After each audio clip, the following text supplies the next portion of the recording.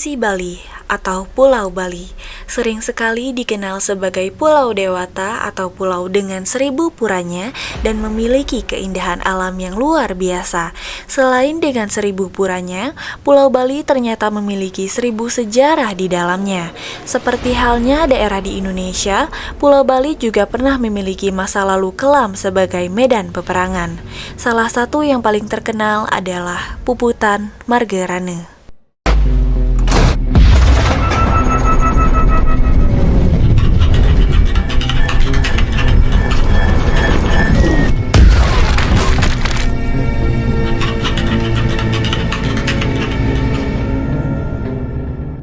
Puputan Margerane itu artinya, kalau puputan itu artinya kan perang habis-habisan. Kalau Margerane, kalau Marger kan jalan, Rane itu artinya pertempuran, perang. Nah, kenapa dikatakan Puputan Margerane? Bahasanya dulu di Margerane, di Marge ini namanya Marge dulunya. Kalau sekarang kan termasuk desa Marge Dopuri. Ya, kalau dulu Marge daerah ini namanya Marge. Terjadi perang di sini antara pasukan Siung Wanara dengan Nika. Nah, karena perang itu pasukannya Pak Ngurah Rai itu sedikit, dikalahkanlah oleh Belanda. Makanya perintahnya itu perang Puputan, bertempur sampai habis-habisan. Itu kan. Artinya di sini terjadilah perang Puputan Margerane, itu asal usulnya. Berarti terjadi perang habis-habisan di Marge.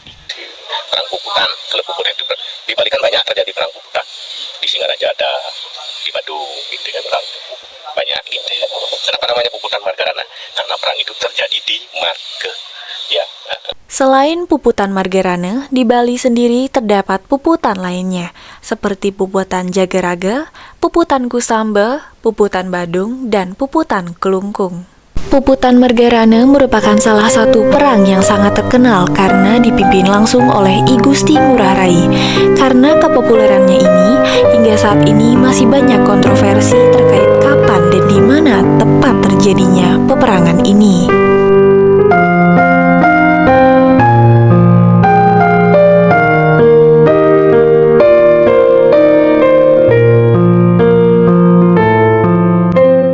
Kalau Puputan Margerane itu mungkin terjadinya perang itu cuma 1 hari. Tapi kalau perang gerilya itu sudah lama ya. Makanya kalau yang gugur di sini itu pada saat perang Puputan, pasukan yang ikut gugur itu kan cuma 96 orang. Tapi ada juga yang membersihkan 98 orang, termasuk Pak Ngurah Rai sendiri komandannya. Ya. Jadinya perang itu waktunya, kalau penyerangannya dulu kan menyerang Tangsi Nika tanggal 19 November. Ya, malam tahun 1946. Nah, setelah itu Belanda akan ketahuan, diserang habis, senjatanya dicuri oleh pasukan Pak Ngurah Rai. Nah, diincarlah pasukan Pak Ngurah Rai.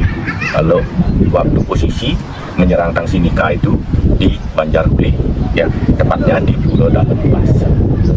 Karena kan persenjataannya sedikit, sehingga Pak Ngurah Rai dengan ide briliannya menyerang Tangsi Nika yang berada di Tabanan. Jalan itu dari Ule ke selatan, makanya sekarang setiap 20 November itu ada kita mengikuti jejak-jejak pahlawan Napak Tilas. Nah, itu sebenarnya perang itu terjadinya singkat. Ya, tanggal 19 Juli di sana ada pesta malamnya, tanggal 20 pindah karena sudah diketahui oleh Belanda. Ya, senjatanya habis, diambil oleh pasukan Siung Wanara. Kan diincar nih pasukan Siung Wanara. Sampai rakyat di Marge ini dihukum, dibawa ke pasar Marge, dijemput di sana.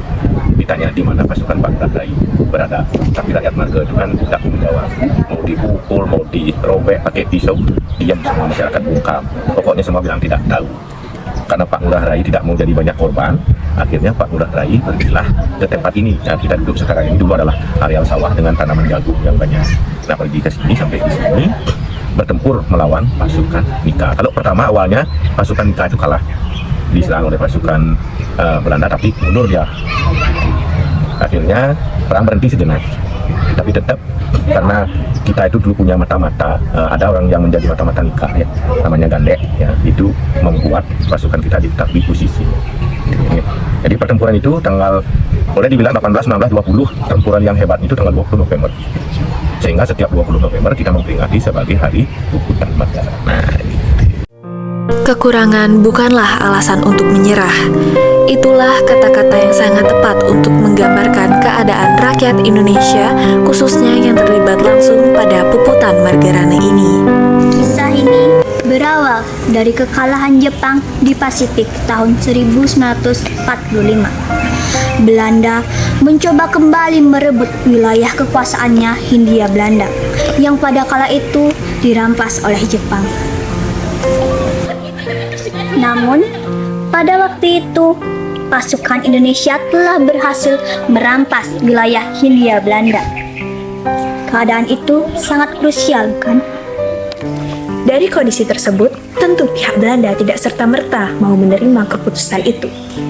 Berbagai cara dilakukan untuk meruntuhkan perlawanan rakyat Indonesia. Dengan pola pikir egoistis dan sikap anarkis, tentu perang tak dapat terelakkan lagi. Dalam lini masa tersebut, Bali bukanlah wilayah yang terkecualikan. Dikarenakan pada tahun 1946, genderang perang pun mulai merengking. Dipimpin langsung oleh I Gusti Ngurah Rai dalam jajaran pasukan Cium Wanara, mereka bertekad untuk melawan para Belanda dengan cara habis-habisan dengan hingga tetes darah terakhir.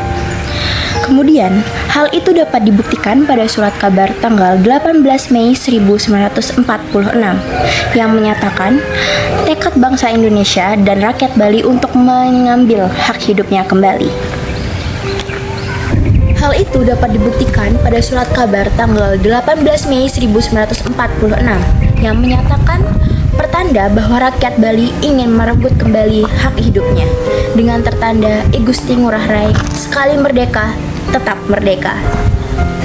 Dengan tekad yang menggebu-gebu itu ternyata berhasil menarik pelatuk amarah dari pihak Belanda dan dengan ini menyatakan perang dimulai. Perang ini terjadi dalam kurun waktu 18, 19 hingga puncaknya meledak pada tanggal 20 November 1946 dengan peralatan yang tak seberapa.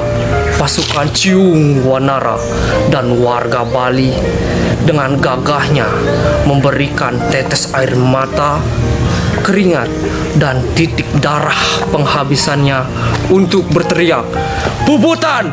Puputan! Puputan Margorano!" Menggemanya puputan tersebut menjadikan perjuangan rakyat marga telah sampai pada titik penghabisannya. Bali menjadi genangan darah, marga menjadi genangan air mata, dan banyak pejuang yang gugur. Ada jejak yang ditinggalkan, ada pula jejak yang tidak terlihat. Hormat kami berikan kepada seluruh pejuang yang merelakan jiwa dan raganya dalam penghabisan ini. Ada pula banyak tokoh yang tidak terlihat namun hebat dalam dampaknya. Terima kasih kami lantunkan pada seluruh pengorbanan janji dan pikiran yang telah diberikan. Jasamu akan selalu kami kenang. Sunyi, hanya itu yang kami rasakan.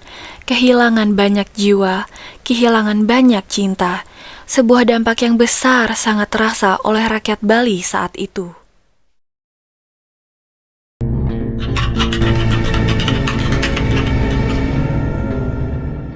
Dampaknya sebenarnya kita ambil hikmah positifnya. Kenapa?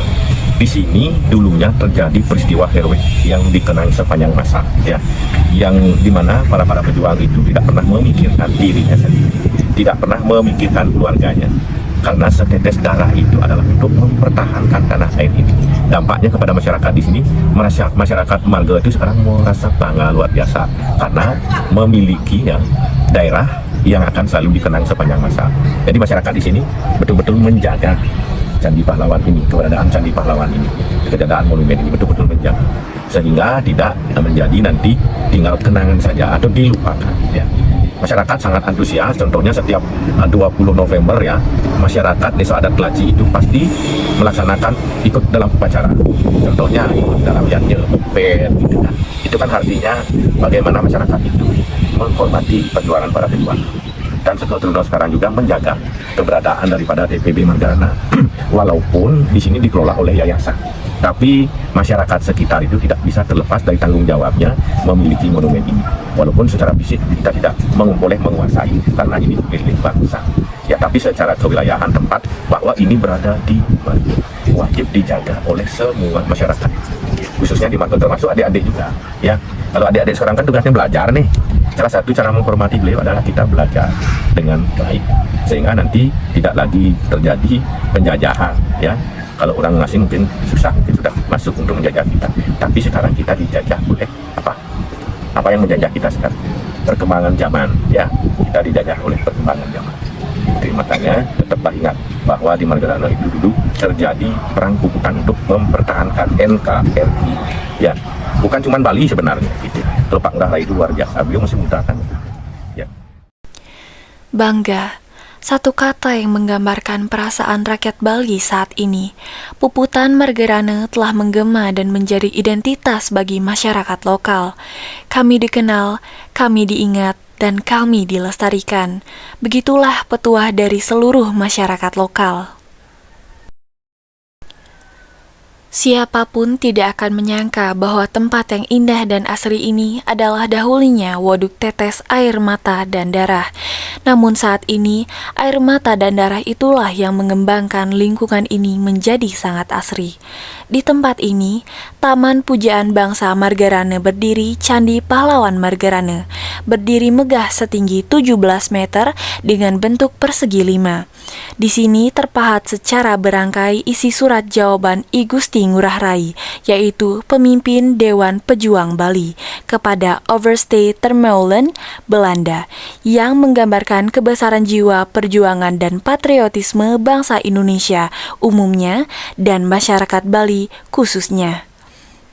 Pelataran upacara diapit oleh 2 balai peristirahatan di bagian timur dan barat. Patung Pance Bakti terletak di bagian selatan pelataran upacara setelah pintu gerbang masuk, menggambarkan persatuan dan kesatuan seluruh rakyat dalam perjuangan kemerdekaan. Taman Bahagia terletak di sebelah utara dan timur Candi Laut Pahlawan Margarana, yang terdiri dari 1.372 nisan atau tugu pahlawan yang menunjukkan jumlah pejuang yang gugur di medan laga selama revolusi fisik di Bali sebagai pahlawan perang kemerdekaan Republik Indonesia, termasuk sebuah nisan untuk pahlawan yang tidak dikenal. Gedung sejarah terletak di sebelah timur Candi Pahlawan Margarana sebagai tempat penyimpanan benda-benda sejarah perjuangan. Taman Suci berlokasi di sebelah selatan gedung sejarah, merupakan tempat penyucian diri bagi para pengunjung yang hendak melaksanakan perziarahan atau kebaktian. Di bagian hilir selatan, dengan luas 4 hektar disebut Taman Karya Alam dan Bumi Perkemahan Pramuka. Monumen Margarana ini memiliki tinggi 17 meter dengan tingkatan sebanyak 8 tingkat, anak tangga sebanyak 4 buah, dan berbentuk segi 5 yang melambangkan Hari Kemerdekaan Republik Indonesia tanggal 17 Agustus tahun 1945. Maka di tempat ini pula kami ikrarkan, sekali merdeka akan tetap merdeka, jasamu akan selalu kami ingat. Margarana 20 November 1964 hingga saat ini masih menjadi monumen bersejarah. Tuhan tidak akan mengubah nasib bangsanya sebelum bangsa itu mengubah nasibnya sendiri.